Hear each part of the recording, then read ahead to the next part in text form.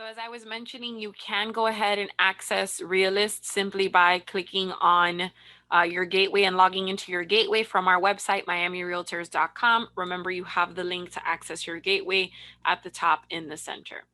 Once you have launched your gateway, you can scroll down, and toward the bottom, you'll notice that you have RPR, IMAP, and Realist all together. These are your three main tax roll solution programs. So you can get tax or public record information in RPR, which is run by National Association of Realtors. That has 3 classes dedicated to it because we have an RPR residential, an RPR commercial, and there is an RPR mobile app that we talk about in a class called Mobile Realtor with Miami. You also have IMAP. IMAP is your other tax roll option. And IMAP has a class, it has 2 classes. It has IMAP Tax Roll Solution, and it also has Show Me the Money. So those 2 classes are dedicated to showing you how IMAP works. And then, of course, today's class is going to be about Realist, which is your third option. So I'm going to go ahead and click on it to launch it, and it will open. It is single sign-on. Okay, and Realist's homepage should look something like this. Now, I do also want to point out that not only do you have 3 options, and you have options because everyone has their preferences. Some people prefer the way one product works over the other. And at the end of the day, public record is the public record. That's not going to change. So the square footage, the bed, the bath, the history, all of that will be the same across all systems. It's just which one do you prefer? Which one feels easiest to you? It really just boils down to personal preference. But I did want to point out to you that when you are in Matrix, you do have Realist linked within Matrix. Okay, so let me wait for Matrix to load. All right.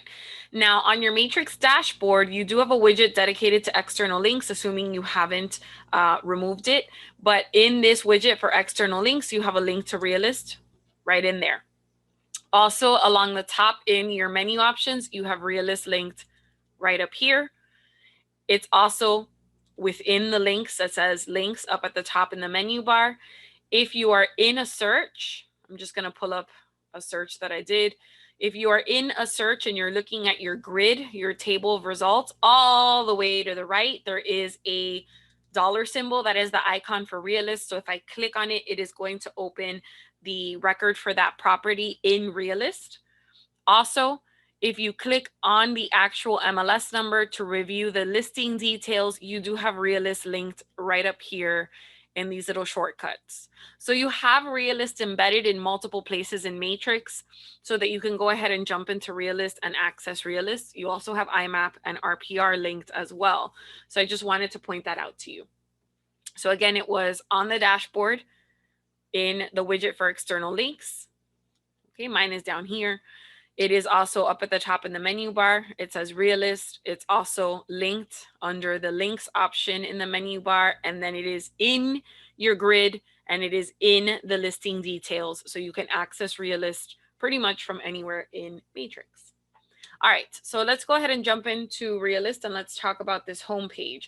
On the left-hand side, what I see is that I have 2 different kinds of searches. I have a quick search and I have a my search. Quick search is just that. It's quick. It's meant to allow us to enter an address and pull up a specific property using an address or maybe a folio number.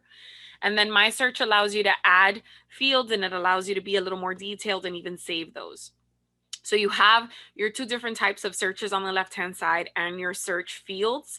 And then on the right, you have a split screen. So you have the map and you have a table. Now, if you ever wanted to see this formatted differently, in the top right corner of the map, it says split, which is the view we currently have, map, which would take us to just a map view, and list, which would take us to just our list of results or our grid. Okay, so I'm going to go back to split. And then, of course, the map itself has different tools built into it that allow you to draw, allow you to see layers, allow you to see property sales. And as you can see, as I hover over each of these, it does kind of tell me what they are. Okay, so if you ever forget, you can just hover and leave your mouse on it and it will remind you of what that button is and what it does. All right, so this is your home screen, right? You've got your search options on the left and then you've got your split screen, your map or your list on the right. How you choose to view it is entirely up to you. Before we get started with the searches, though, I do want to go ahead and review the settings first. So in the top right corner, there is a small gear, which is where our settings are located. I'm going to click on that. So top right corner, settings. And we're just going to discuss each of these settings that we have. So each of these categories. So for the search, navigation to report, auto open a property detail report when a single property is found. Meaning if I enter an address and it's the only property that is found with that address, it will automatically just open the property just to make it a little more convenient and a little more efficient. Mailing labels, display mailing label addresses registered on the do not mail list. Just like we have a do not call list, there is also a do not mail list. If you check this option off, you will see those addresses for those properties that are on the do not mail list. And when you're farming and prospecting, it's just best to make sure they aren't there. So I would recommend not selecting this option just to make sure that you are not seeing those addresses that are on the do not mail list so that you don't send them anything when you're printing mailing labels.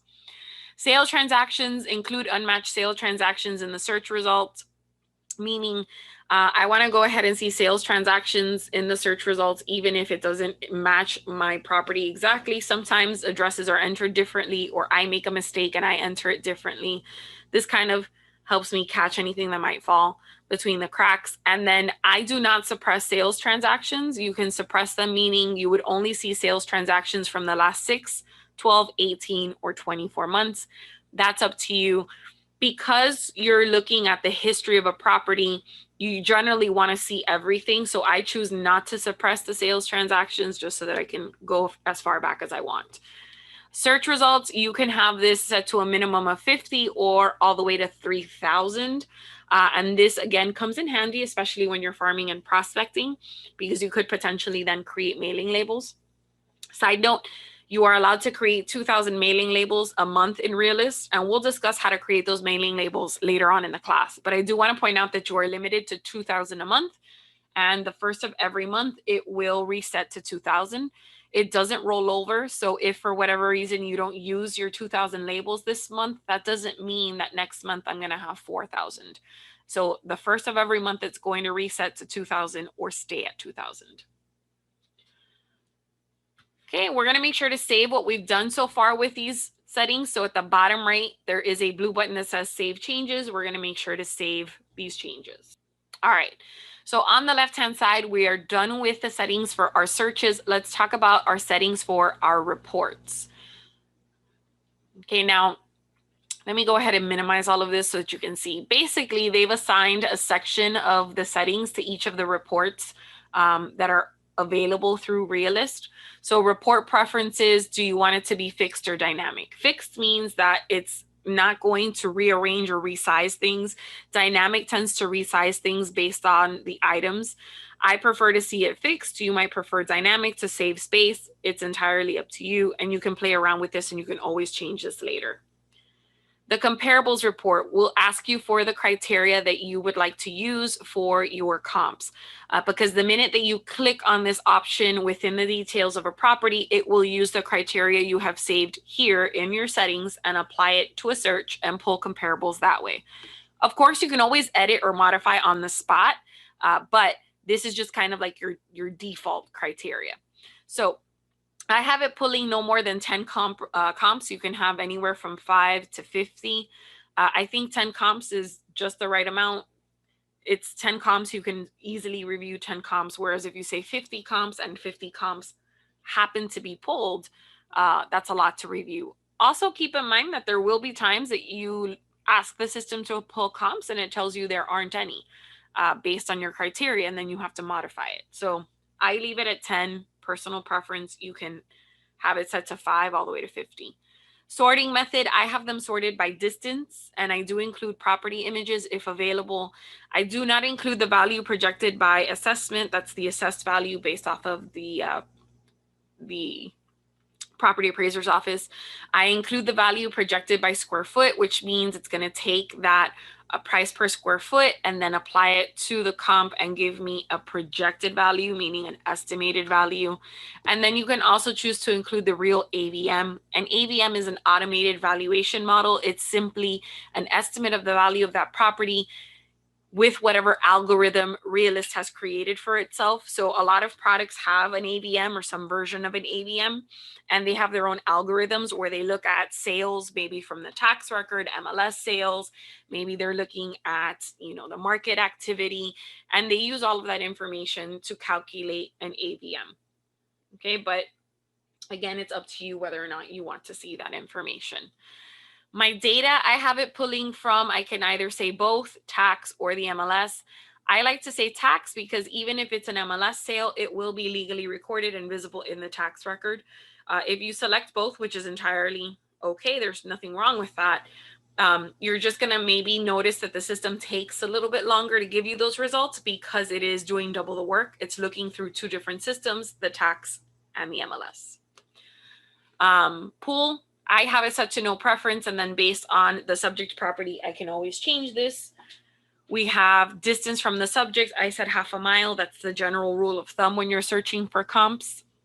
If it is a condo, you're usually searching not within a 1/2 mile, but within the same subdivision. Sale price, year built, bedrooms, bathrooms, stories. That has all been left blank because, again, I can modify that based off of my subject property. Include distressed sales. Those are your foreclosures. Do you want those included in your comps? Yes or no? Generally, foreclosures tend to sell perhaps for less than what that market is going for. So some people like to come in here and say, exclude those distressed sales. That is up to you. I also have not set a geographic boundary, and I have not set site influence because I'm relying on that 1/2 mile radius. The date that I prefer to see is not the recording date, but the sale date, meaning I'm not interested in seeing the date that the county entered the information, recorded the sale. I'm interested in seeing the actual date of the sale. I do ask for it to give me the last 6 months because, again, that's kind of what you'll learn if you take a CMA related class or certification like the pricing strategy advisor. You also have your living and lot area. I have it set to a 20% difference. Your style and land use, I've left styles blank. And for land use, I have made sure that it says same as subject. Now, once you have entered the criteria for your comps report, there is the neighbors report. It will give you information on the neighbors around the property. I have this set to 20. You can go all the way to 30. I'm looking at within a 1/2 mile, and I'm staying in the same subdivision, but you can go all the way to 3 miles. And what this does is when you click on this option, it pulls up in columns all of the neighbors, and you'll see when they sold their property, how much they bought it for, does it have a pool, does it not, how many bedrooms, bathrooms, so you can kind of compare the subject property to the surrounding properties. The neighborhood profile report is great, especially for people who are relocating, because you can include schools that are within up to 10 miles of the subject property. You can specify what school type, public, private, or both. You can specify school categories. So you can check off preschool, elementary, middle, etc. You can also include nearby businesses. Again, I've set it to a mile, and I've set it to a max of 10 businesses per category. And then you could include things like automotive services, banks, eating, healthcare. Because if someone is relocating, what do they need to know? Where's the grocery store? Where's the restaurant? Where's urgent care? Where's the bank? So you can include those categories. And what Realist does is pull up to, in this case, I said 10. They pull up to 10 for each of these categories and include them in this report. And then at the bottom, you have the assessor map, which enables the assessor map view, which is just a map. Okay, let's go ahead and save what we did for the reports. Bottom right, we're going to make sure to click on Save Changes. All right, on the left-hand side, let's talk about the email signature. You can include an email signature because you can email reports directly from Realist on the spot. And this is the signature as you would like it to appear on those reports that get sent from Realist. So I just have my name, my title, my office, my work number, my cell phone number, and my email. It is very straightforward. You cannot add pictures. You cannot add hyperlinks. If you want to include a signature that has all of that, I would recommend just sending yourself the report and then forwarding the report from your preferred email platform so that it includes your preferred email signature. Make sure that you save the changes, bottom right. Okay, and now on the left-hand side, the map. Do we want to include the parcel boundaries? If we do, we're going to make sure to check this off. If we do not, we're going to remove the check mark. This just means that when I open up the map view, I'm going to see the boundaries for the parcels drawn out on the map. Make sure that you save the change. So at the bottom right corner, it says Save Changes. And then the last thing that we have on the left-hand side is the value map. And this is actually something that comes at an additional cost, but you can definitely research that on your own time if you'd like, but it will map the recently sold. You'll see the price trends, etc. So there are a few other things you can register for it or get more information. Okay, and this is to increase traffic on your website. So you can basically include this information on your website. All right. Now that we have finished reviewing our settings, let's go ahead and in the top left corner, right beneath Miami Realtors logo, it says back. I'm going to go back. So let's say I have a property and I wanted to pull that property up to study more information about it in Realist. I can come into Realist, click on quick search or make sure that I'm on the quick search and provide the property address. So I had found a property before we started class. Okay, I'm going to go ahead. And as you can tell, I get a few different options. I get one in Dade and one in Broward. This is the one I was looking for. I'm going to go ahead and check it off and click on proceed. Okay, and there it is. So for each property, you'll have property details, comparables, market trends, neighbors, neighborhood profile, and assessor map. In the property details, this picture is coming from the MLS because this is a sale that happened 6 months ago. So if there's MLS history, you'll see the MLS picture. If not, you'll see a satellite view. But this is letting me know that it has 3 bedrooms. It's got about 3,000 square feet. It's got almost an 8,500 square foot lot. It sold for $400,000, 2 bathrooms, year built, type, and the MLS sale date was June 18th. The owner information, so it looks like it was purchased by an LLC. And then it's not owner occupied. The location information, this is the location, the area, the census tract, the zip code, etc. for this property. The tax information. Anytime that you see something hyperlinked in blue, for example, this folio number, if I click on it, it will take me to the property appraiser's office where I can then pull up the property or see the property's information. Assessment and tax. So this is preliminary assessments for 2020. Here are the assessments for 2019, 2018, 2017. What the taxes have been every year, if they've gone up or down. The characteristics, it's single family, the square footage, the construction. Features, it has a fence, it has an aluminum fence. And then because it does have MLS information or it's been in the MLS, this is what happened most recently. So I see that it's a closed sale. It closed at $399. It listed November 5th. It went to pending May 26th, and it sold or closed June 18th. Now it's been in the MLS previously. So it was in the MLS in April of 2019. It was in the MLS July of 2018, April of 2017, July of 2015, and I can see that this one was canceled, this one expired, this was a closed sale, and this was canceled. Okay, so I have some MLS history here as well. Market, sale, and sales history. This is for the property. So there was a recorded sale in June of 2020. Okay, it was recorded in July, sold at $399.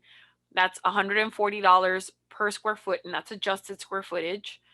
It was, the seller was Rocky Acquisitions, okay, and the owner is now Brightline. If I click on the document number, it will open the actual legal document. There you go. There's the warranty deed.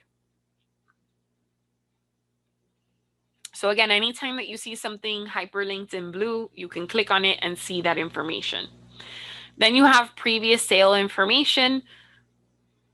And as you can see, I can kind of click. And in this situation with this property, I can go as far back as 1997. The mortgage history. Again, there's an arrow. I can go back and see all of the mortgage history from all these previous owners. Foreclosure history. It seems that it was in foreclosure in 2009. And then at the bottom, I see just a little parcel drawn out with the lot dimensions and then the general location on the map. And that's all under property details. But as I mentioned, you can also pull some comparables.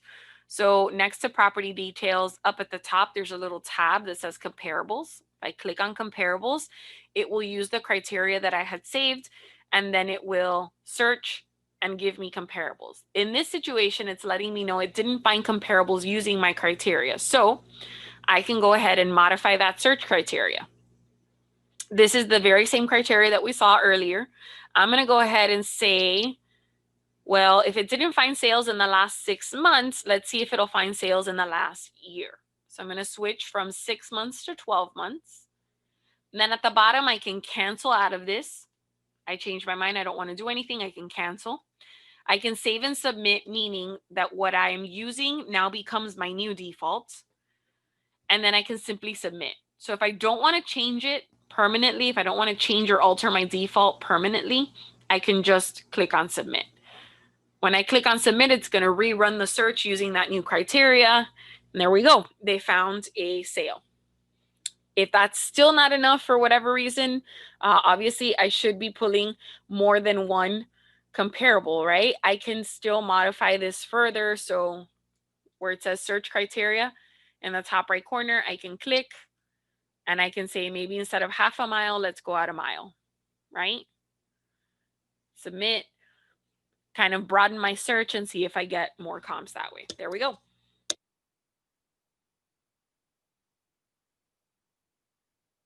Now, based on the comparables that are in this grid, you'll see a high, low, and median for the sale price, the square footage, the market value, the assessed value, etc.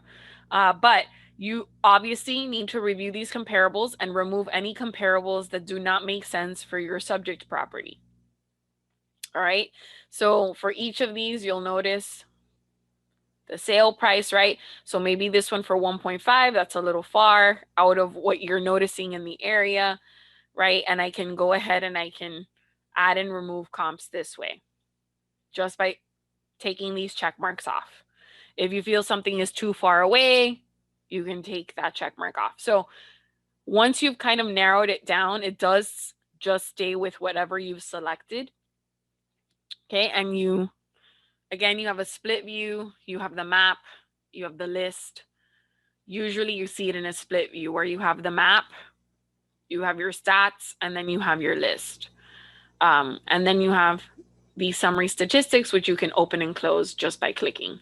Okay. Now, after your comparables up at the top, you do have market trends. Let's give it a second to load. So this is what's going on with market trends for closed sales, median sale price, active listings, median days to contract, median sale price per square foot, and average sale to original list price ratio. You have a bar graph letting you know what's going on with the sales prices according to the tax record, and then the sale prices according to the MLS. You have your sale price to original price. And if it's coming from the tax or the MLS, it does tell you in parentheses where the data is coming from. It's also comparing the zip code and the city with the property, change in sales activity, number of sales, change in sales activity for the MLS. Okay, so you have some market trends. Next to market trends, you have neighbors. That's the report I mentioned earlier, where you can get information for up to 30 neighbors that are in the same subdivision. So for example, right now I'm seeing this is the subject property on the map. And then it's pulling information for all of these neighbors that you see numbered on the screen. So beneath the map, I have the subject property in this first column, and then I have the neighbors, right? And I can kind of scroll through and look at the neighbors. If there's a picture, that means that it's got some MLS history. If there's no picture, that means that there's no recent MLS history in the last 10 years. I can scroll through and I can see the sale date. When did they buy it? So for example, this neighbor purchased in 2006 for $545. And I can see, you know, the MLS sale date. So if there's no MLS sale date, that means the sale occurred a long time ago, or it was maybe up for sale by owner. But this allows you to kind of take a peek. Why is this valuable? Because if I'm the listing agent and I have listed this property, I may want to start looking in that area and say, hey, I just listed your neighbor's property. Are you interested in selling? We know that statistically people sell every 7 to 10 years in South Florida. So I can start looking at those people who purchased their home, let's say 10 years ago or more. I might be looking to downsize. Maybe they're empty nesters. Whatever the case may be, it's another way for me to farm and prospect in an area that I'm already working if I already have a listing. All right, after your neighbors, you have your neighborhood profile. This was the report I mentioned was great for people who are relocating. So in this section, you'll see the estimated population, the number of households, population density, median age. You'll see a bar graph here with the age, male versus female ratios, marital status, housing information, renting versus owning, fair market rents for the county, quality of life, okay, including household income, commuting methods, weather, and then you have education and you have school information. So these are the nearby schools, the public, elementary, middle, high, and the private. They also have information from School Digger regarding the school and how many students per teacher, etc. Now, the local businesses is what I had pointed out when we were working with the settings for this report. I had selected automotive services, so here are the 10 auto service locations nearby. Their address, their name, their phone number, what they do, banks, eating, if it's a restaurant, a baker, healthcare, is it a clinic, is it a chiropractor, a hospital, organizations. This is going to include religious organizations as well as community organizations. So it'll tell you in the description what they are.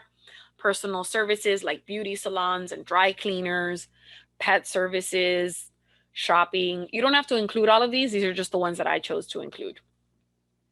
And then after your neighborhood profile up at the top, you do have your assessor map and you can download the map. You're basically downloading the plat map as a PDF. Now, if I wanted, I'm going to go back to the details. If I wanted to generate a report, print or email a report, each of these tabs is basically its own report. So I can either email or print an individual report, or I can choose a couple of different reports. So for that person who is relocating, who's interested in buying this property, I would maybe include property details and neighborhood profile. If it is a seller, maybe I'm going to include the property details, the comparables, and the market trends, maybe even the neighbors so that they can see what their neighbors paid for their properties and when they bought them. So I can pick and choose different reports to kind of join them together into one massive report, or I can just pick and choose one. So how would I do that? At the bottom of the screen, let me minimize this just a little bit. There we go. So at the bottom of the screen, you have bottom left, print and email. And both of these have the same two options: quick print, customize print, or quick email, customize email. The quick email or the quick print is going to quickly pull the report for whatever tab you're on and then put that report together for you to print it or email it. If I click on customize email, that's the one that's going to allow me to pick and choose different reports to merge them into one. So if I wanted to email something and I said quick email, it is going to email just the property details because that's the tab that I was in. But if I wanted to include a few other reports like the comparables or the neighborhood profile, instead of quick, I would click on customize, and this allows you to select the reports. So if I want the property detail and the neighborhood profile, you can even include the MLS property photos if they're available. So let's say I'm doing this for my for my buyer. I have a buyer who's interested in this property. I can say property detail, neighborhood profile. Let me throw in the pictures. I proceed, and it's going to process all of that and generate one PDF with all of this information.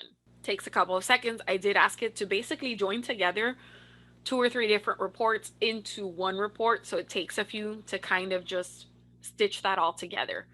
When it's all completed, I click on add to email. The reply to is your email address.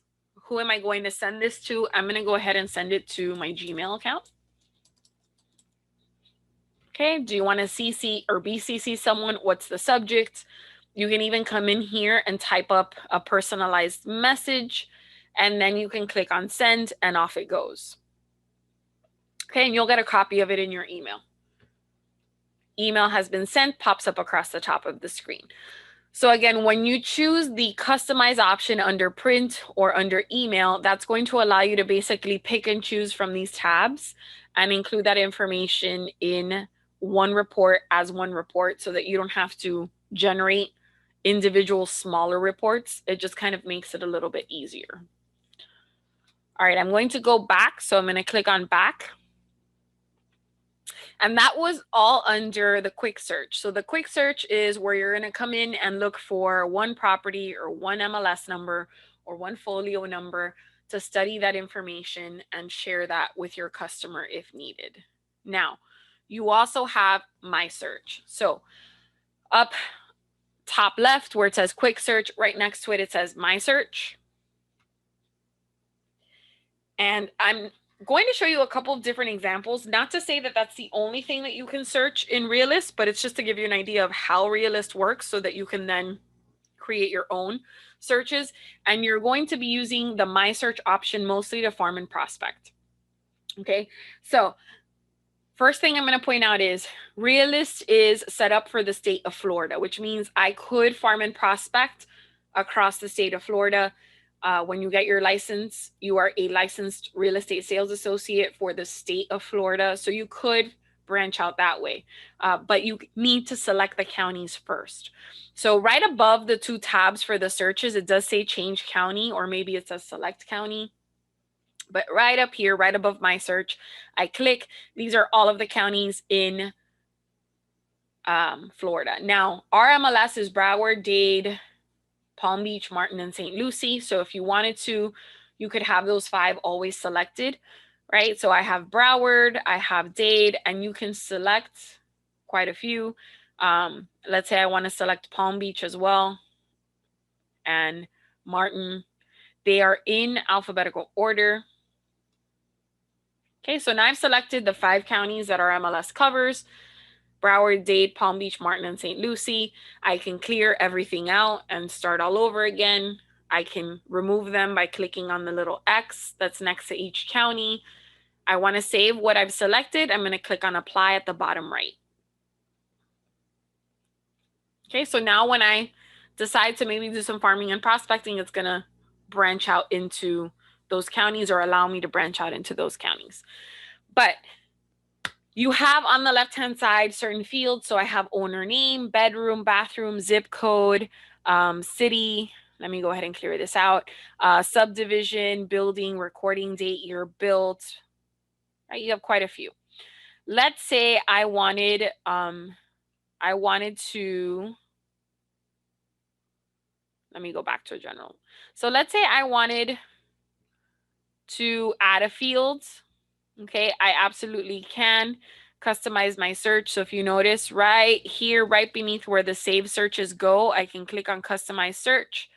And these are all of the fields, and I can add fields to my search this way and then run my search. So for example, let's say I'm farming condos, right? And I'm farming owner occupied yes, or owner occupied no. Maybe I'm farming those owner occupied no, because if the owner is not there, it's usually being rented. And now I can target those renters and maybe convince them to buy, right? So if you notice on this list, or in this list of fields, nothing says owner occupied, right? So I'm going to click on customize search. And again, they're in alphabetical order. So I'm going to go ahead and scroll down and look for owner occupied. Here it is. I'm going to check it off. And I'm going to click on apply. And now I'll notice that it's at the bottom where it says owner occupied. So let's say I wanted to farm a subdivision, right? I'm dealing with condos. So let's say I'm looking for the Axis Towers, right? There's 2 Axis Towers in Brickell, north and south. Here they are, Axis Brickell and Axis Brickell 2, the Axis on Brickell. These are all the same, right? Or maybe I'm farming the Tao in Sunrise. You're going to search for it using the search bar. And what's nice is you can just type in the name or part of the name and it comes up. I'm going to go ahead and select the Dow condos in Sawgrass. They're in Sunrise. And at the bottom right, I'm going to click on apply. So now it's going to go ahead and it's looking in these condos. And what do I want it to look for? Well, I'm going to go back down to owner occupied because I want it to look for owner occupied no. I want to target those potential renters. So I've entered the subdivision and I've entered owner occupied no. And I click on search. You even have your MLS status. Okay, so you have tons of options here. But all I did was say, show me in the tile what is owner occupied no. I click on search. All right, so here's the tile and it's letting me know that they have found 235 units. As you can tell, it's more than one building from that first picture in that tile, in that card. There's 2 different buildings. There's 235 units that are owner occupied no. But this one is active. And if it's active, I'm not going to print a mailing label. I'm not going to try and contact them. It's unethical. And I'm interested in looking for new customers. I'm trying to entice renters to buy. So what I would do is, and by the way, you can customize your cards, right? So it says 235 results. It's selected all of them right now. Customize cards. Right now, I'm seeing it in this card view, but right next to that, there's a little table view if I want to see it as a table. Okay, it's up to you. And you can customize your cards and customize your table. I want to make room for this. So what I'm going to do is in the top corner where it says list, top right corner, right beneath that question mark, I'm going to click on list so that I can kind of see everything all at once. Again, I'm just going to go ahead and switch to the table view, which is in this gray bar. So in this gray bar, you have the option of switching between these cards and the table using the 2 icons all the way to the right. I'm highlighting it or making a circle around it so that you can see. Now, some of these are active and I want to get rid of those. Here's the column with your MLS status. As you can tell, there are different colored pins here. And if it's active, it's green. So I'm going to go ahead and click on these little arrows. There we go. Okay, and I'm just going to make sure to kind of move everything to the top or the bottom. But the point is that I want to make sure that I get rid of those that are active, right? So I now need to, and there's no way to get around this, guys. This is the only way to do it. It's a little tedious, but everywhere I see a green flag, I am going to remove the check mark. If it's purple, notice that if I hover over it, it's expired, so that's safe. If it's red, that means it's sold. And if you're worried about when it's sold, this one sold a year ago. Okay, so it's probably being rented. You have, it's active, right? So I'm going to go ahead and remove that. So anything that's green or yellow, yellow is pending. See right here. Anything that is green or yellow, I am going to remove. Again, because it is active or it's a pending sale, and I do not want or need those if I'm farming. So before I create my mailing labels, I don't want to waste my ink or my time on any of these actives or pending. There is no other way to get around this. You have to scroll through and uncheck them individually. Even if you were working with IMAP instead of Realist, it's the same thing. On IMAP, I would have to sit there and manually uncheck the ones I am not going to farm one by one. All right, so I've removed them. I now see at the top that there are 209 selected, which means if I were to download these results or create mailing labels, I would be doing so for 209 properties. So at the bottom of the screen, you have export. If you wanted to export this, you have a quick export, which is going to have just the most pertinent information, or a customized export, which allows you to select the fields that you want to export. It is too large to be printed or emailed. As I hover over print, it tells you that it will only allow you to print 100 results max. If it's cards, 50 max. And if it's a report that you wanted to generate, it can only do it for 25 properties at a time. The email, same thing. You cannot email it if you have more than 100 properties on your list or more than 50 cards. And we cannot generate reports if there are more than 25. But I can create labels. So if I click on labels, I can select either Avery 5160, 5161, or 5162, your choice. How do you want your label to be created, with mixed upper and lowercase or all capitals? What address? Well, in this situation, I'm targeting renters. So I don't want to send it to the tax billing address because that would make it to the owner. I want to send it to the potential renter at the property. So I'm going to select use property address. And then on the label, do I want it to say current owner? I do not.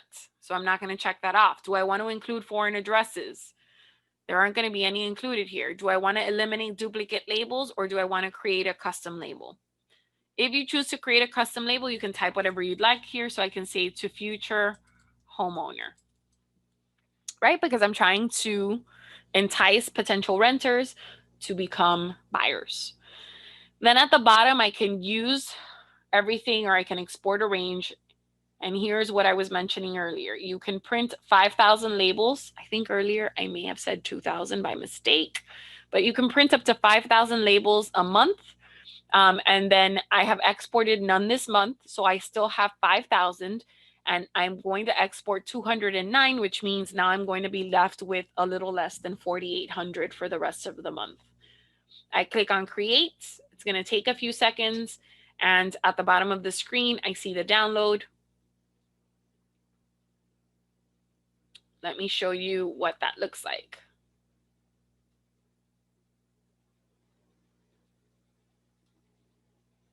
Okay, so here are the labels. They're pulled up in Word. And I said to future homeowner, or I addressed it to future homeowner, so that's what it says. And then the address for each of the units that is owner occupied, no, that is not active, and that is not a pending sale. I print these labels out, I place them on my marketing materials, on my postcards, and I send them to these potential new customers to do a little bit of farming.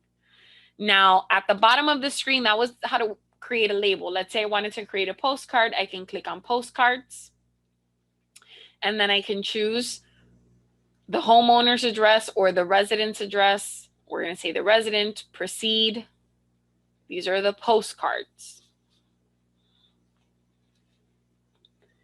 It is going to redirect me to a service called Home Visit. You do have access to Home Visit as a member of Miami. It is brand new, so if it doesn't open up, don't worry. It could just be because it's getting used to or setting up your account. But you can create a postcard. It is right here. It successfully imported 209 addresses, and then it takes you through the estimated pricing. So if you don't have postcards created, you could take the addresses, pull them into this home visit situation option, and then create your postcards and have it sent out. Okay, now it does tell you what it would cost with standard postage versus first class postage. So this does include the postage, meaning you design your postcard, they'll handle putting the address on each postcard, and they'll handle mailing it out. So what you're paying here is going to include the actual postage and mailing. So if you don't have a postcard created, it's a nice option to just really quickly jump in here and use that. Okay, and then bottom right, it says reports. If you wanted to generate a report for any of these properties, you cannot do so if you have 200 of them selected like I did, but I'm gonna go ahead and just select one. If I check off one property and click on reports at the bottom right, it takes me into the details. If it were more than one property, it would, I accidentally closed it, sorry about that. If it's more than one property, it would generate or pull information for more than one property. Okay, now for each of the searches that you can create, you can actually save them. And when you save the search, I'm waiting for this to open again. You can save the search with the fields, or you can save the search with the fields and the criteria. Meaning, do I want to just save the fields that I added as a template, or do I want to save the fields with the information that I plugged in with the criteria that I included? Any search that you save is going to be found under save searches. So in my search, here are my save searches. Right, here's one I had done for the access owner no. I click on it, I give it a second, and you'll notice that it filled it out because I saved it with the criteria. So it fills it out for me. I click on search and it pulls up the information. Okay, it's an old search I have to update. So you can always save your search when you click on that save option, which is right here, right beneath the save searches. As I mentioned, you can either save it as a template or save it as a template with values. Do I want to save just the fields and then fill them in every time I need to search? Or do I want to save the template with the values so that I don't have to fill it out? Maybe it's an area that I'm constantly farming and I can just have it autofill for me. Let me clear this out. Let me go back to the split view. So top right corner, I'm going to click on split because I do want to talk about the map a little bit. Okay, let me zoom out a little bit. You can, instead of using a subdivision or instead of using a complex, you can just draw on the map. So I can click on drawing tools. I can draw a radius, a rectangle, or a polygon. You have layers of information if you want to see neighborhoods, zip codes. You have distressed property information, sales and values, MLS status, property characteristics. You have market trends that you can include. This is going to color code the map basically. You have points of interest that will show you where the post offices are, where the gas stations are. You have the car, which is driving directions. So if you wanted to see driving directions from their job to the potential new property, you can add in those addresses. You have locate on the map if you want to jump to a location. You have a ruler to measure, and then annotation so that you can add annotations and notes on the map. Again, then you can clear everything out if you click on clear all. Let's do one more example. Let's do foreclosures before we end the class. So I showed you the example of how you would work with owner occupied. Let's talk about how you would work with maybe looking for foreclosures in this system. Now, keep in mind that foreclosures have basically been put on hold with the pandemic, so I might not get any results, but eventually you'll need to use this tool again. So I want to make sure you know how to do it. I can go through and I can say, show me in the city of, let's say, Coral Gables. And I click on the plus sign and I say, and South Miami. And I click on the plus sign. So it's going to look for foreclosures in Coral Gables and South Miami. And I can add more cities if I wanted to. Subdivision, it can include a subdivision name, school district, sale date, recording date, sale price, bed, bath, right? So I have all of these options. Now I wanted to, let's say, focus on foreclosures. I'm going to add or modify this. So where it says customize search right beneath save searches, I'm going to click. And I am looking for foreclosure. What I'm looking for is foreclosure stage. Okay, foreclosure stage. Also, foreclosure recording date. I don't want a foreclosure from 1995. I want foreclosures from, let's say the last 2 or 3 years.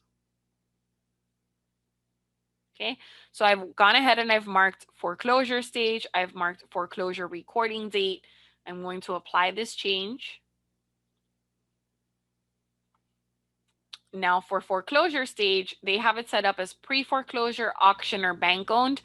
Pre-foreclosure, that's when the list pendants, or they've been served with the list pendants. And then foreclosure recording date, instead of between, let's say greater than, right? And I'm going to say January 1st of 20,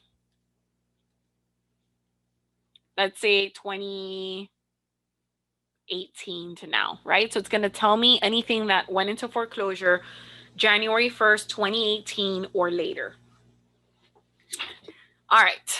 So it's going to give me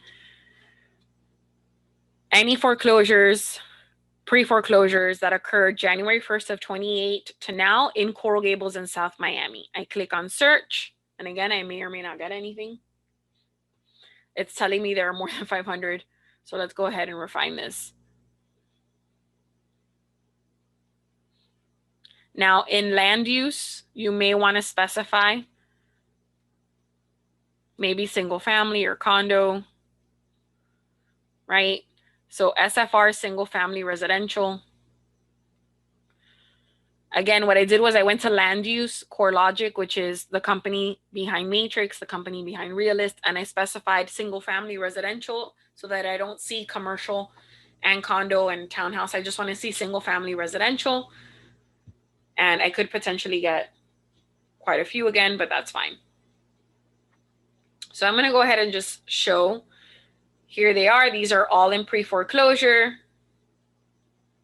It's looking in quite a few different places because it deleted my cities. So that's part of the problem. So the pre-foreclosure, again, that's when that list pendants has been served. It's that original or the document that from which the foreclosure originates. And what happens is that's kind of like the first step. So these are all the pre-foreclosures in Coral Gables and South Miami. There we go. There are 50 of them. And then you see that some of them are green, which means that some of them are active. That means they're already in the MLS. You would repeat the same process of removing these before you export or before you create mailing labels. So you would go through and again, remove the green and the yellow. Green is active, yellow is pending. So of the 50 results I got, 42 of them are viable options for me to export or print mailing labels or even create postcards. And then I can go ahead and send them something. Keep in mind that when you're farming foreclosures, we're not going to say, hey, I saw that, this property is in foreclosure. But hey, if you need a realtor, here I am. So you can definitely generate it. Now, again, if I'm going to save it, I click on save and I can either save the template, which means it's only saving the fields. If I save the template with the values, it will save the fields that I added and the fact that I was looking in Coral Gables, South Miami, etc. So I could name this Coral Gables, South Miami REO, right? Foreclosure. And click on save. It's going to save the fields and it's going to save the criteria, the values. Next time I come in here, if I want it, I click on save searches. There's my save search. I click, it autofills, and I can search for the information. And with that, we have officially reached the end of the class for Realist. All right, if you don't have any questions, thank you to all of you for being here today and for being a part of today's webinar. We really appreciate it. I hope that everyone is staying safe and doing well. And thank you so much for being Miami members.